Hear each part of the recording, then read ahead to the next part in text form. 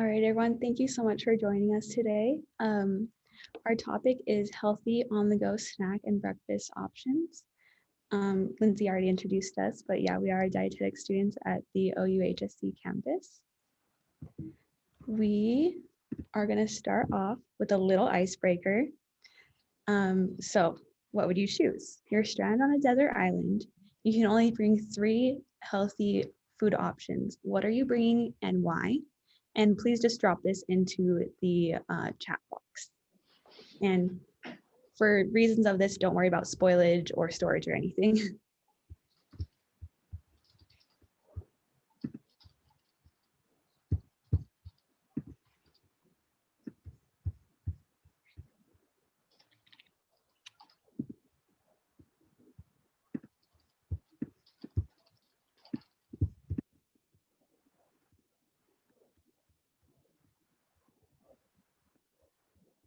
Let's get the ball rolling. I would say my 3 would be my favorite rice and beans with lime juice and some watermelon. Yeah, I get some fruit in there, and it's also water. I see here. Oh, repeat that. So our icebreaker is the desert island. You're stranded on a desert island, and you can only bring 3 healthy food options. What are you bringing and why? I hope that helped. Here we have seeds, fruits, vegetables,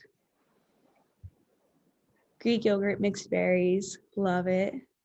Black beans, green beans, apples. Crunchy peanut butter.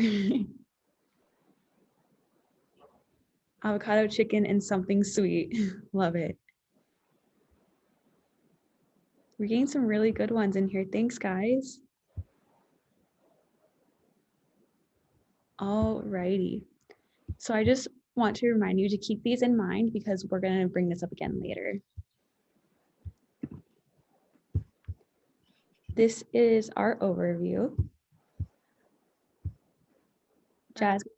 Yeah, so I'll be going over the first section with which is healthy choices. So what I hope that y'all can learn from my section is to be able to recognize what is considered a healthy food, to understand the concepts of combination foods, and then using that knowledge to create snacks or breakfast items using your common household groceries. I will be covering smarter shopping. So you'll be able to identify the general layout of a grocery store and be able to list some key nutrients found on a nutrition facts label. And I will be wrapping us up with some on-the-go snack and breakfast prepping. And we'll take what we learned from Linda and Jasmine to learn how to prepare some of these snacks while saving some money in the grocery store, and also identify ways to preserve foods that do spoil quicker than others.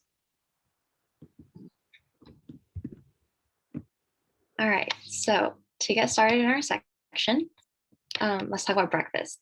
I want you to think about how often you've been told that breakfast is the most important meal of the day. I feel like I've been told that constantly, like you have to have breakfast, you can't skip it, it's super important. But you might want to wonder about how true is this statement?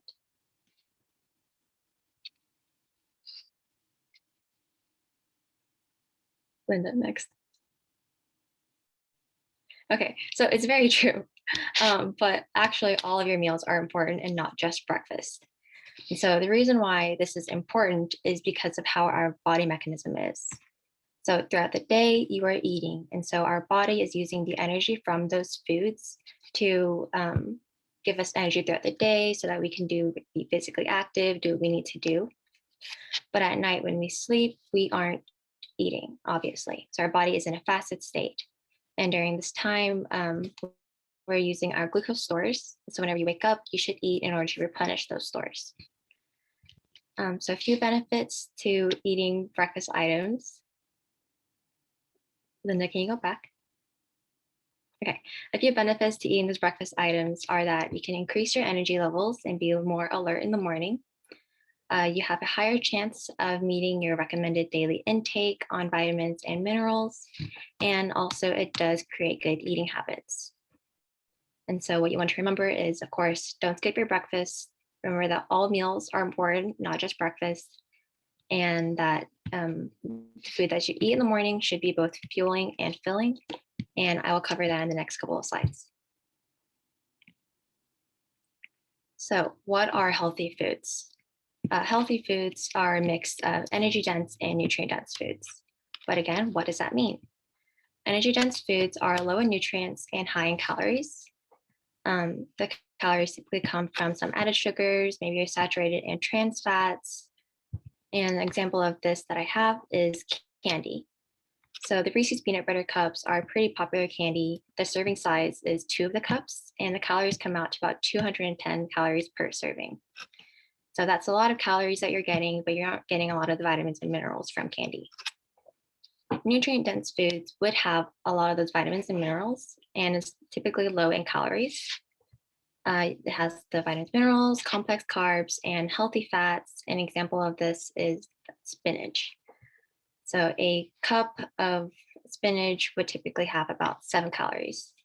And so if you think about the differences between the spinach and the candy, you get more vitamins and minerals with 7 calories in spinach, and then you might get more of the fats and more calories with the candy.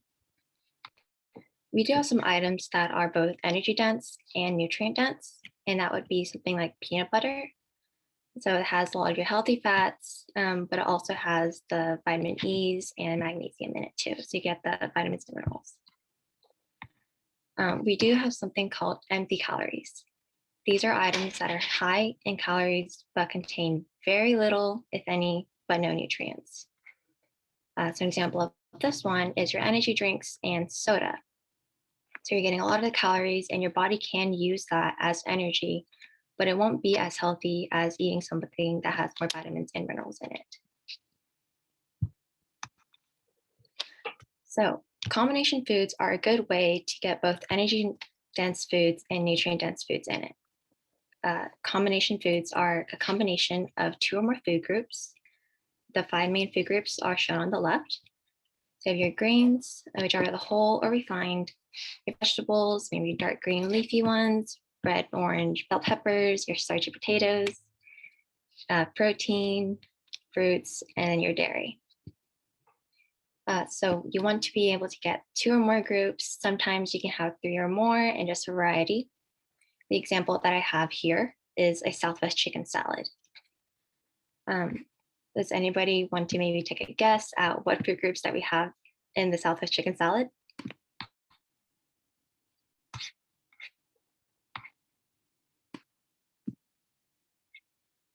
There's about 3 groups as a hint.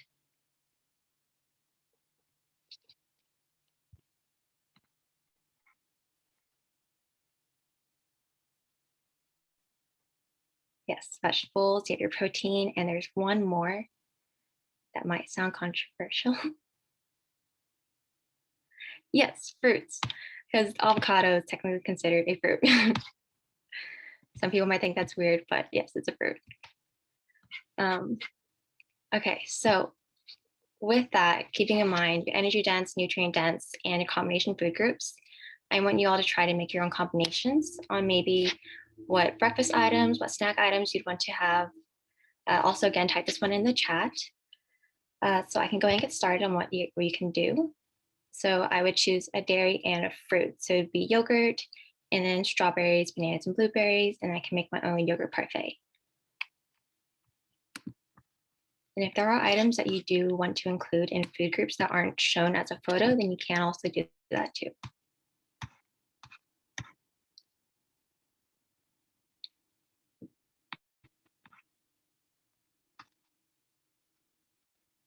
Beans and rice, yes, really good. You have the grains and your proteins.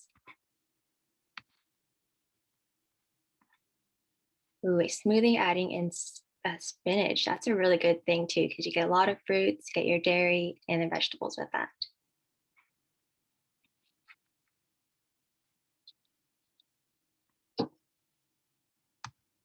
Peanut butter is also really popular. I tried to find a photo with peanut butter, but it was really hard, surprisingly, in these food groups.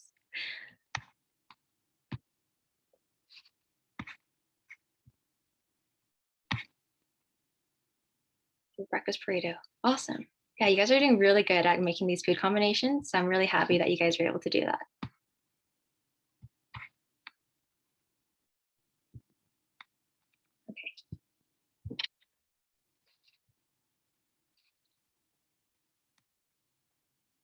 Linda, you're still muted. Yes, I'll be going over how to be a smart shopper, so how we're going to look for these nutrient-dense options, and how to read a nutrition facts label.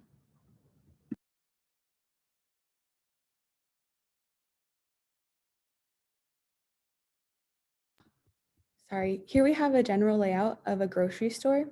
As you can see, typically the less processed foods are found on the perimeter of the store, while the more processed foods are found inward.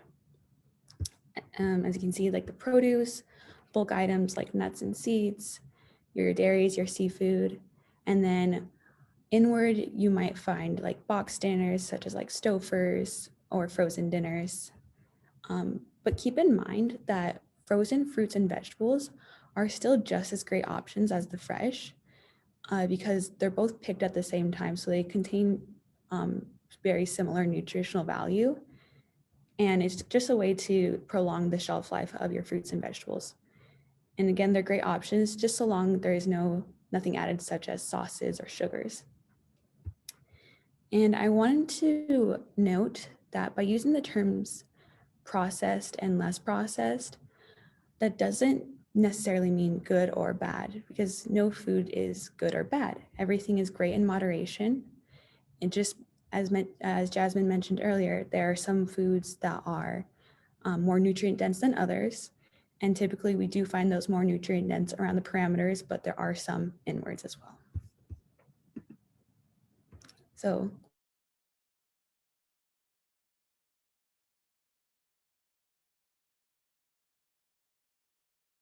understanding of what your food is actually giving you. And really all the information on a nutrition facts label is really important, but some key things I wanted to point out were the percent daily value, saturated fat, trans fat, sodium, fiber, added sugars, and the first ingredient of the ingredients list. So you probably have seen a nutrition facts label and you're like, what are these percentages? I don't understand, because it's kind of weird if you don't know what it is. Well, that is the percent daily value. And this is based off of a 2,000 calorie diet, just as a general recommendation. And the percent daily value tells us the percentage of that nutrient in that one serving.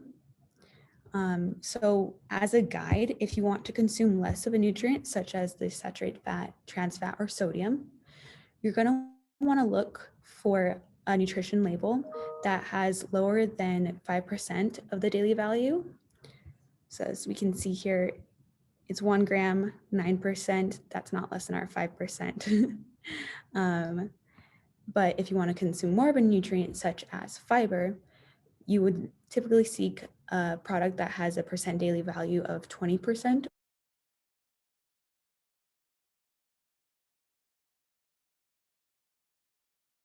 More about the saturated fat and sodium on the next slide, as well as trans fat.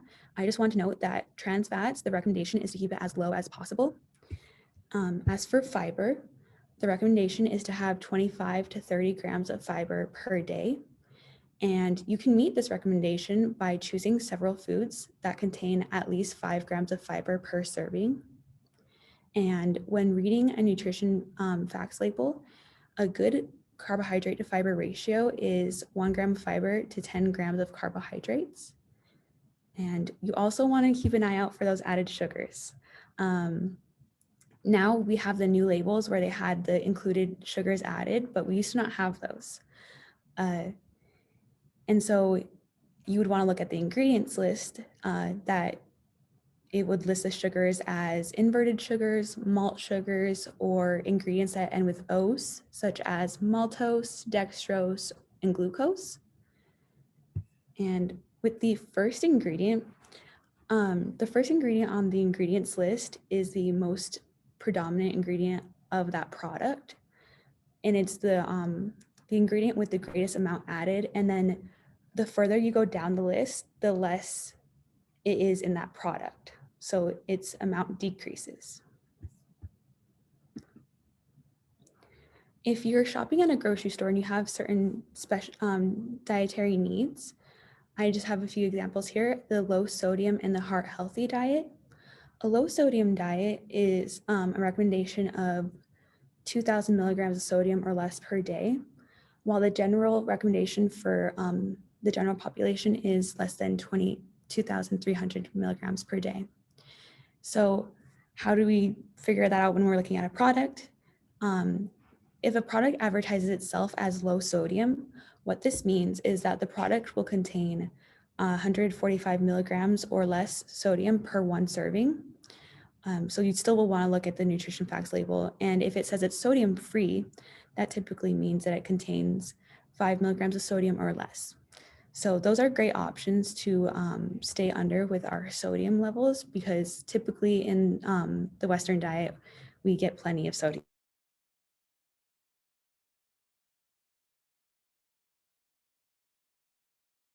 1,300 milligrams of sodium per day.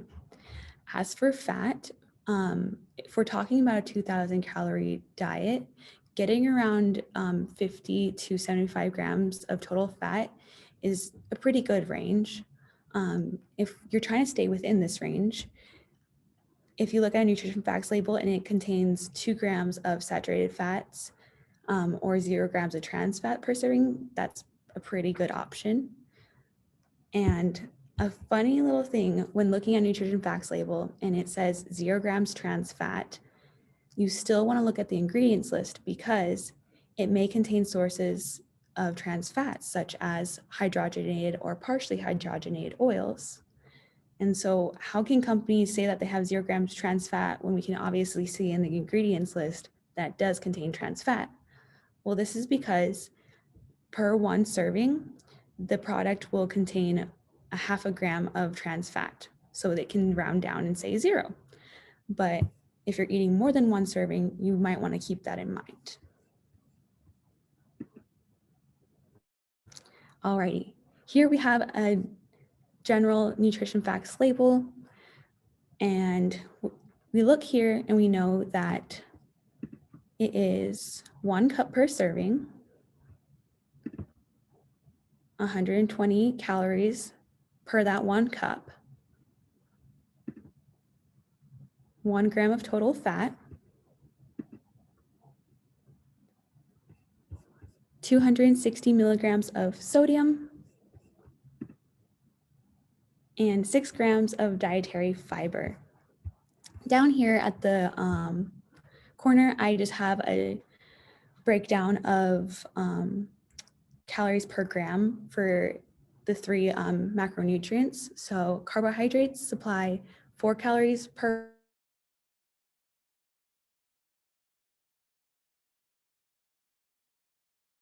and fat is 9 calories for 1 gram. And as we mentioned earlier, the first ingredient is the most abundant ingredient. So the first ingredient in this case is whole grain wheat. That's great. So this means that whole grain wheat is the #1 product. And question, you can type it in the chat. Would you say this is nutrient dense or calorie dense, according to what Jasmine taught us earlier?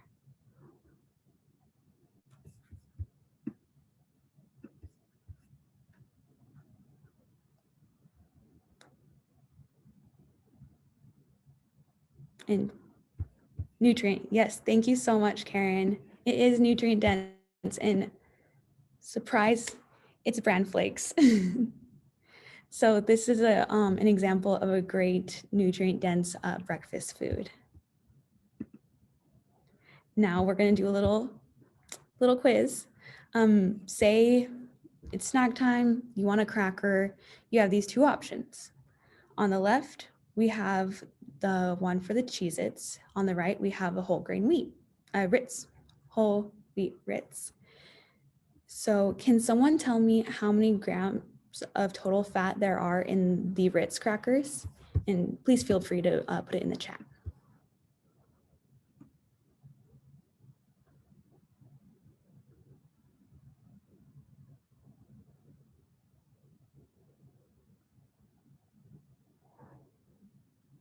And we're talking about the Ritz crackers total fat in grams?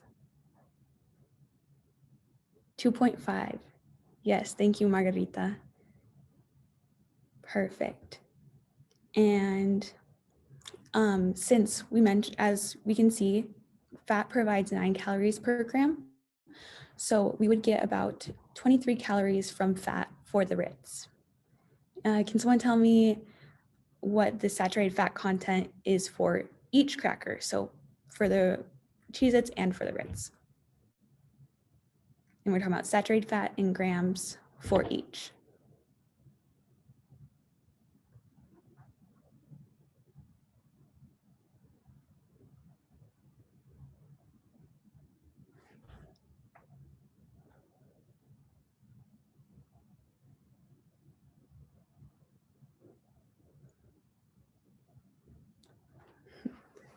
And feel free to type this in the chat, please. And then how much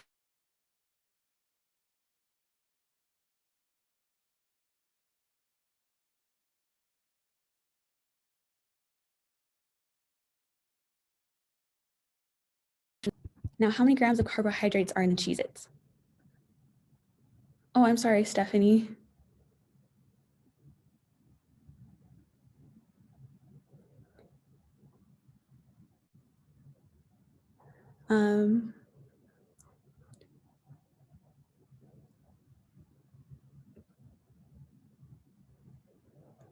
Correct. Yes, 17 grams of carbohydrates in the Cheez-Its.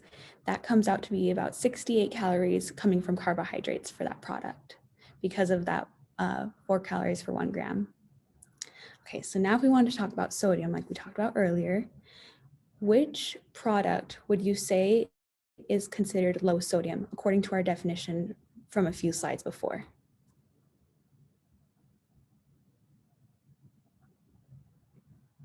Which is low sodium is less than 145 milligrams for 1 serving. Yes, the Ritz. Exactly. The Ritz would be considered low sodium, where sadly our Cheez-Its are not. Now, lastly, how many grams of fiber are in each item? And I'll just let you know that there's less than 1 gram of fiber in the Cheez-Its since it was hard to read.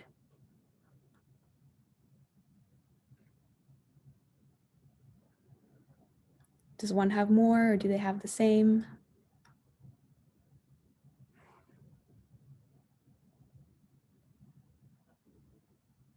They are the same, yes. So I loved this example because this was actually not what I was planning. I thought the whole wheat Ritz would have more, but in fact, they are both less than 1 gram of fiber per serving.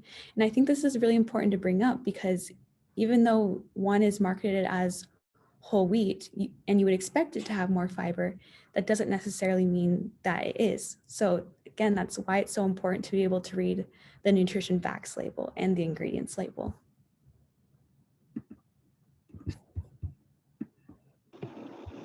Okay, so now we're going to take a little bit of what we've learned from Jasmine and Linda and kind of put it all together and see how this information is going to translate to our real world shopping and meal prepping experiences. So before we start talking about ways we can put together these snacks and breakfast items, I first wanted to talk about some ways that we can save money and potentially save our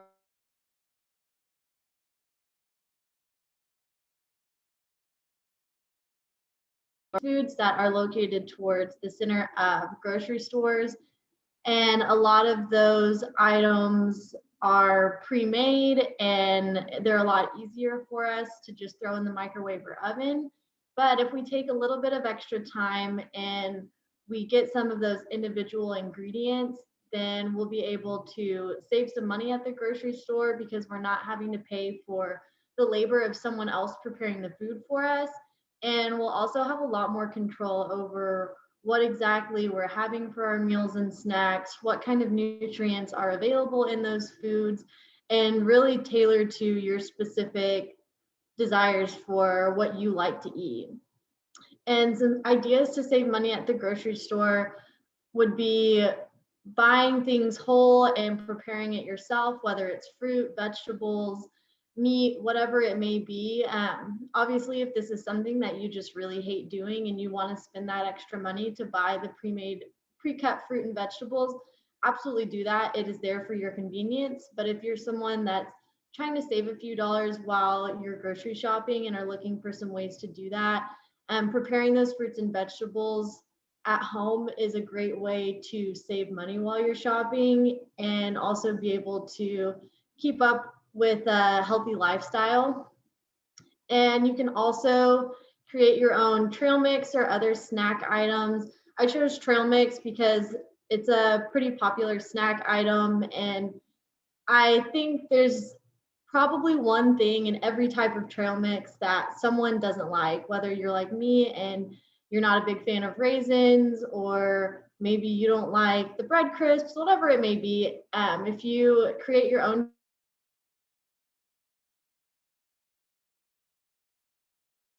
and combine them yourself, then you not only get a little bit more control over what's going into your trail mix as far as your food preferences go. You can swap out those raisins for some other kind of dried fruit.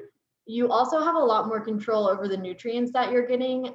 Most pre-made trail mixes like Chex Mix and whatever you would find at a grocery store are going to have some added salt or some added sugar to their pre-made options. And so if you're preparing this on your own, you can look for those unsalted nut options, and you can look for the whole grain options, and make sure that you are limiting your salt and sugar intake and also maximizing the nutrients that you're able to get out of your meals. And then the last money saving tip, which kind of bleeds over into our food saving tips also, is choosing fruits and vegetables with a longer shelf life and knowing how to properly store those. We'll talk more about that on the next slide, but I just wanted to throw that in there because especially if you're someone that's preparing food for just yourself or a small household, it is really easy to not finish the food that you buy at the grocery store and you end up having to throw stuff away. And so we'll talk more about that on the next slide. But there are some ways to prevent your food from spoiling, or at least lengthen the amount of time that you have to eat those foods. Obviously, some foods have longer shelf lives than others. As Linda mentioned before, some of those hydrogenated and partially hydrogenated oils are used to preserve foods. And so while we do want to try to avoid those trans fats, there are things we can do on our own at home to save our foods and make them last a little bit longer also. One tip that our professor actually told us while we were working on this presentation was that if you store celery in water, it will prolong the life of the celery. So if you're someone that likes your celery in hummus or peanut butter, whatever your dip of choice is, storing that in some water will give it a little bit longer life. And we can also use frozen fruits and vegetables for a lot of options. And freezing half of your bread or all of your bread, depending on how you prefer to eat it, is a great way to prevent that from going bad. I know something that I experience as someone that only buys groceries for myself is that I can't eat a whole loaf of bread before it goes bad. So you can freeze half of your bread and use that for toast. And when you put it in the toaster or the toaster oven, then it comes out just like normal unfrozen bread would after it's been toasted. You can't tell a difference at all. And your bread lasts so much longer in the freezer. So you can set out what you need for your sandwiches and then put the rest in the freezer, and you won't have to worry about that spoilage. Okay, and now we're going to talk a little bit about some ways to preserve our produce. And this is obviously not an extensive list because I would have taken up the entire slide and probably the rest of the presentation going over how each individual fruit and vegetable can be stored to maximize the length of their use. But depending on the product, some are stored better in refrigeration and some are stored better at room temperature. And you can look up pretty much any fruit or vegetable online and find out the best way to store it. I know that I probably didn't cover all of the fruits and vegetables that you guys eat in your daily lives, but there are a ton of resources available online for this if it's something that you're interested in. But citrus fruits like oranges, limes, lemons, grapefruit, things like that,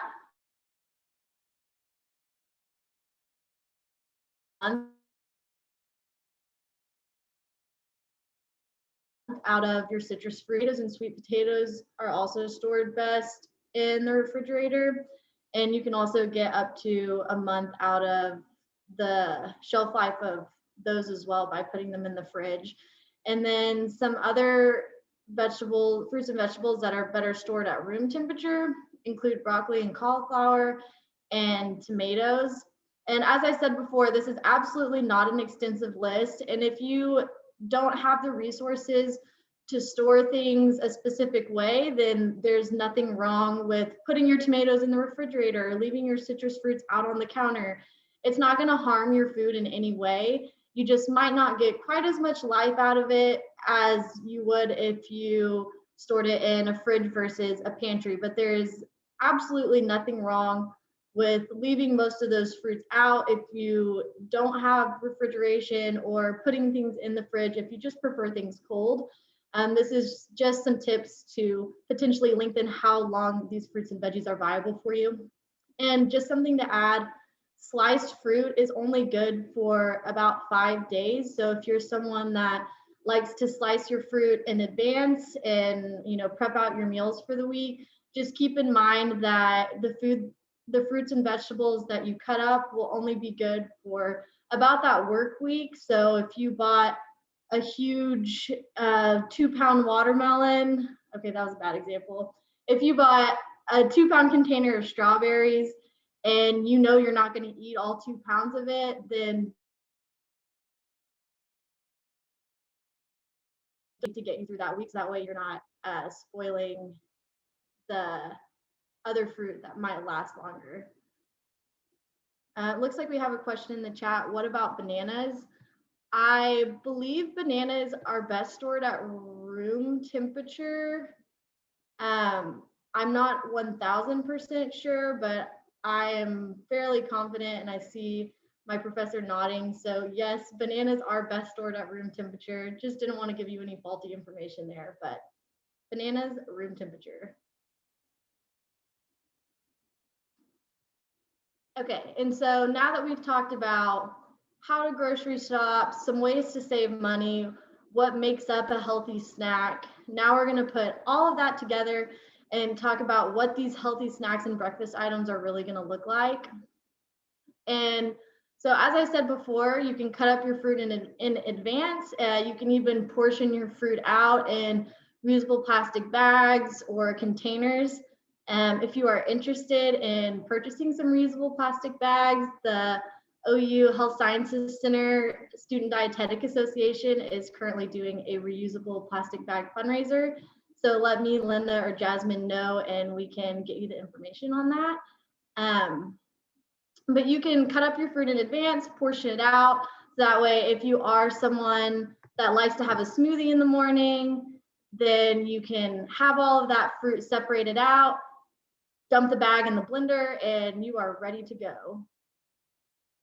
And you can also do things like overnight oats for a grab and go breakfast option. I know this is something that's gained a lot of popularity on social media lately in the nutrition realm. So if you're someone that follows a lot of food Instagram accounts, you may have seen some stuff about this recently, but it's essentially oatmeal that you make the night before, you store in the refrigerator and let it sit, and then in the morning it is ready to go. And you can add in any of your favorite ingredients, fruits, whatever it may be. There's also tons of recipes for this on Pinterest also. I went online to look for some pictures of overnight oats, as you can see on my slide, and there are tons of resources online for super easy recipes for the overnight oats, and also for a lot of the other snack options that I'll be talking about for the remainder of the slide as well. But Jasmine mentioned earlier that you can throw some fruit in your yogurt and create your own yogurt parfait. This is a great way to cut back on added sugar. A lot of the pre-made yogurt parfaits do contain some added sugar in addition to the fruit that's in them. You can buy pre-portioned yogurt cups. You can portion out your yogurt yourself in some containers, whatever is more convenient for you. And then all you've got to do is throw that fruit in the morning and you're ready to go.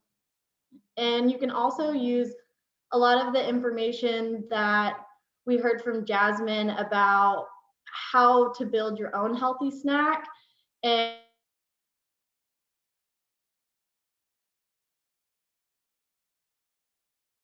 on the next slide, but you can combine really any household foods that you have and make your own snacks. You can do, your own crackers and turkey and cheese, or you can create your own little snack packs with almonds or whatever you really prefer. And this is something that can save you time and also allows you to include a lot of your favorite foods. So for our last participation activity, as Linda said earlier, keep those desert foods in mind because they will come back, and now is where they are coming back. So how will you incorporate one of your desert island foods from the icebreaker into an on-the-go snack or breakfast? I noticed a lot of you in the chat already had some, a protein source and a carbohydrate source and a vegetable that you included, and that's great. If you just have one thing that you really want as a snack or breakfast item and you want to incorporate that, that's great too, but I'd love to hear some of you guys' ideas. Yes, Belinda said apples and peanut butter. That's a great one. You got your carbohydrate source from your apples, and your peanut butter is providing some protein and healthy fats. So that is a great one. Guacamole is also a great source of healthy fats that you can combine with a lot of other options. Celery and peanut butter, again, like Morgan said, same vein. Peanut butter and bananas. Looks like we are all huge peanut butter fans here, as am I. So I'm loving these answers. And looks like Sarah says avocado on whole wheat toast. Someone has to suggest the avocado toast, and I'm glad it was you. Big fans of that here. But yes, these are all great snack items.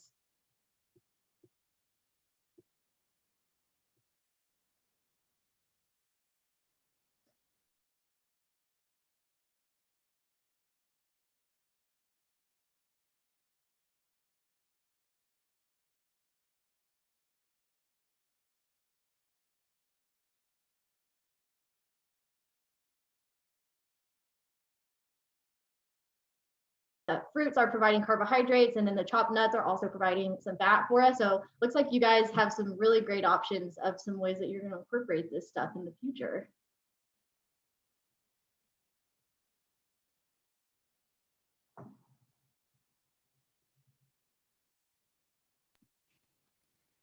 Okay, so to wrap up our session for today, before we answer any questions that anybody has in just a bit, we do have the slide as just some takeaways that we hope you guys got from our presentation. So remember that healthy foods are dynamic.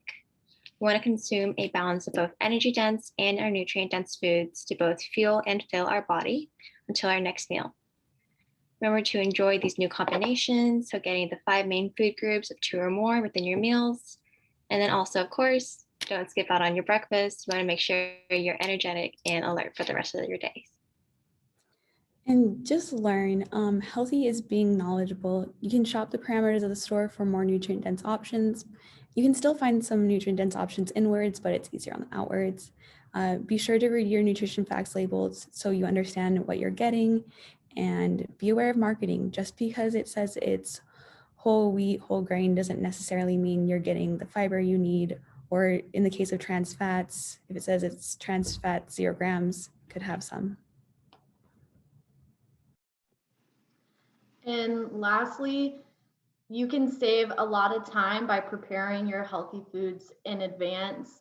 So as I said, you can portion out your food. You can do a lot of that prep work early, storing produce in ways that lengthen their shelf life, if that's possible for you. and just making sure that you choose foods that you like. You can create snack and breakfast items out of pretty much any household food item. So don't cut out the things that you enjoy just so that you can eat healthier. Just find ways to incorporate your favorite foods into what you're already doing.